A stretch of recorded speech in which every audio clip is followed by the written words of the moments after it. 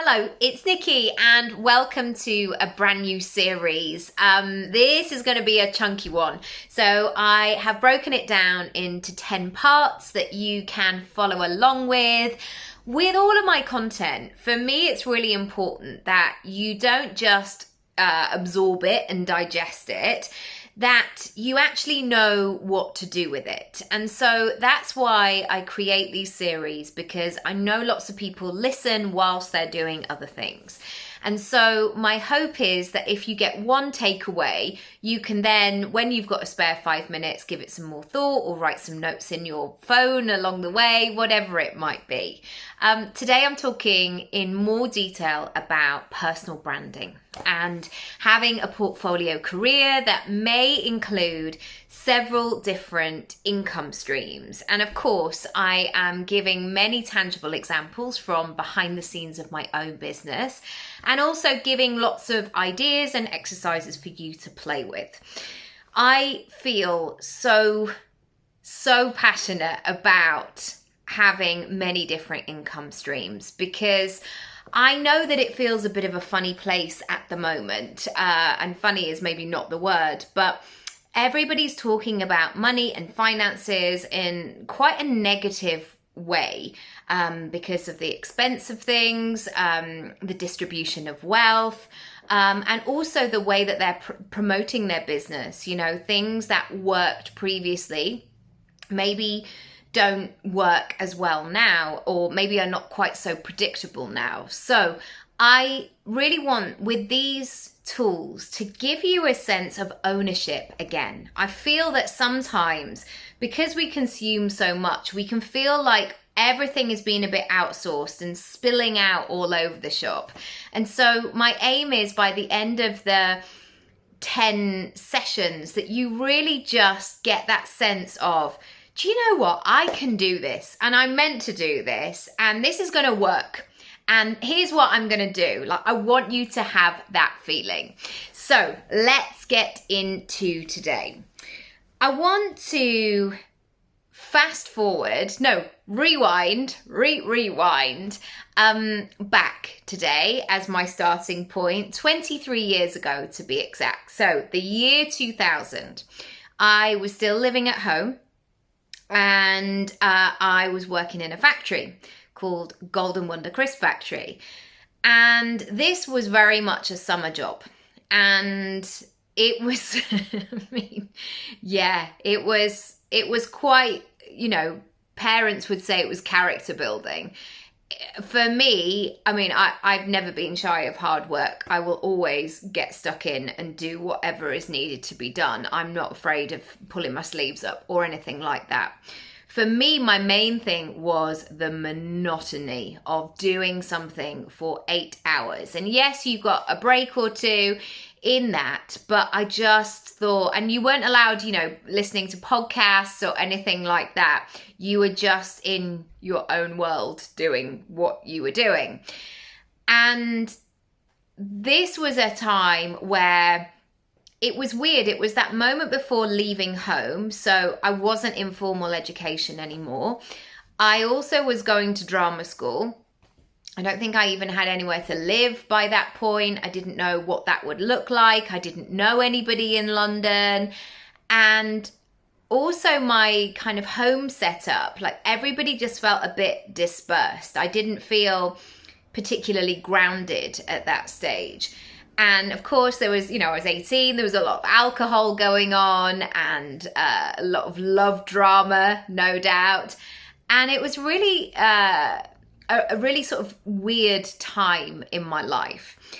But here is something that I can give you today to try on. And this is about staying the same and what that would mean, and what that would look like, and what that would feel like.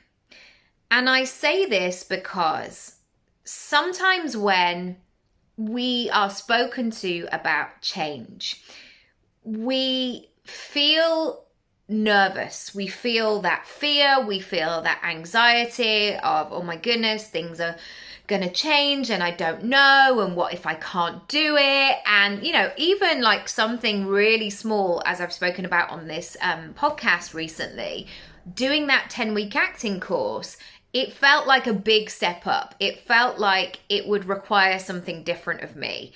And even on that first call, I had that nervous feeling of like, oh my goodness, what's going to happen? I hope it goes well, and all of that nervous energy.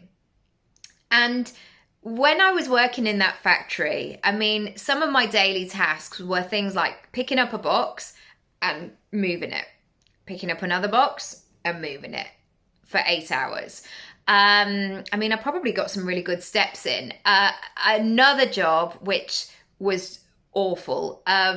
I was in it felt like the hottest room ever. It was absolutely boiling.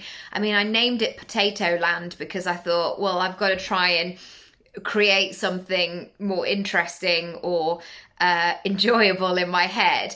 But basically it was standing looking at a conveyor belt, taking bad potatoes out and cutting big ones in half and then sending them down. And there was a man who I was standing opposite, and he made a comment. Every single thing he did, he was like, biggin, baddin, baddin, biggin, biggin, baddin, baddin, biggin, for 8 hours. And so by the end of it, you can imagine I was feeling quite delirious. But it did give me time to think. And I think this is a very important step because, again, we're so used to seeing transformation on the internet. Like, I did this happened, this is how much money I made, da da da da da da da da. And sometimes those things can feel far away from where we are. And so where we are right now can feel, in a way, more familiar, safer, more secure, cozier, all of those sorts of things. And so in my 8 hours of doing biggin, baddin, baddin, biggin, it's like some awful rave track, I allowed myself to play the whole tape through. So if I stayed in the same position, what would life look like?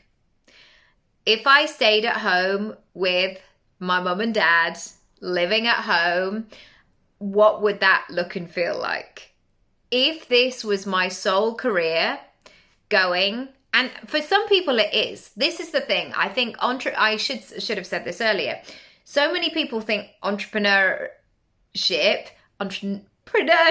wow, I can't even say it, is the ultimate. Like, you get so much freedom and all the rest of it. But don't knock corporate lifestyle. Some people absolutely love that. And I totally get that. And it's just not for me. And likewise, some people go, I just want to know what I'm doing each and every day, do my work, and then go home.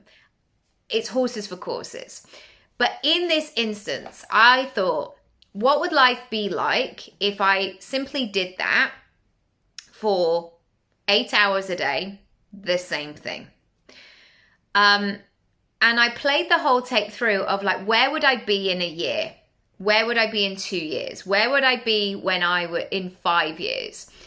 And I started to pay attention to the other jobs that were in the factory. Like, I could be that person, or what about that person? They seem to be in charge of a few people. What's the promotion line here? And it just left me thinking, I am not set up to do the same thing minute by minute, hour by hour, day by day, week by week. That is not a good use of my time.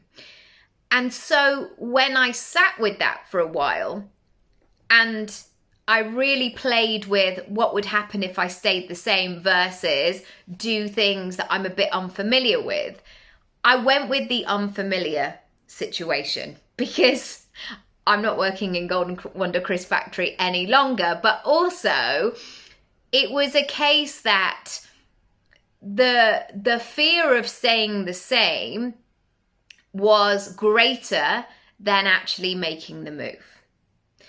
And so as your first exercise today, I want you to really sit with yourself and ask yourself some questions around what would happen a year from now if nothing changed. If you just carried on what you were doing in your day-to-day life, the way that you were operating, what would happen? And then I want you to measure it against the things that you want to be, do, have, and feel. So quite often there is this disconnect between where we are right now and where we want to be. And my role as a coach is always to marry the two, because I believe that if you're having these big goals and hopes and dreams and ideas, they're actually already within you. All you need to do is nurture them, plant them, cultivate them, and you're not striving for something way in the distance that you can't access. And so I would then want you to ask yourself, what is going on with that gap between where you are right now and actually deep down in your heart, without that fear, where you want to be? And what do you need to put in place in order to provide that scaffolding, that support, that reassurance, that knowledge, that strategy, it's going to be okay, the resilience, all of those sorts of things? What do you need to put in place?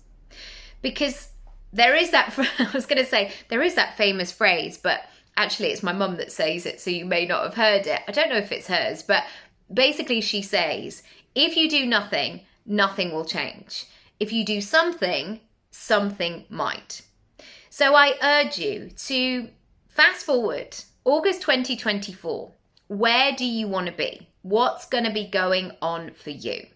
And I know certainly for me, if I'm in the same spot as I am right now, and having had then, a year of 2 children in school, for me, that won't be good enough.